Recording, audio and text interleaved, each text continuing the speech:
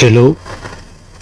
So you are going to see the video lectures for this new course called Avoiding Negative Numbers and Complex Numbers thanks to the study of the geometrical nature of some problems.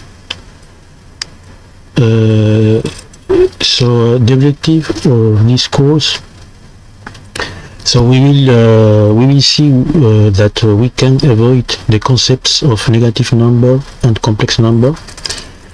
We will see that the geometrical models used until now to represent negative numbers and complex numbers and their operations are not just interpretations or models.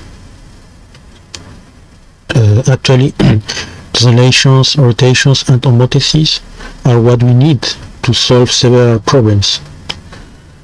We will use the techniques of the Euclidean vector space, and we will also give the vector meaning of the formulas of de Moivre and Euler.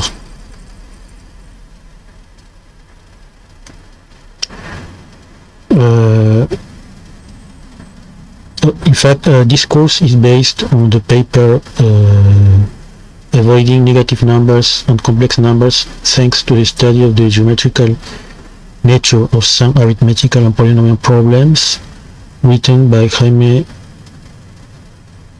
V. Torres-Heredia Julca and published in August 2025 on Vixra.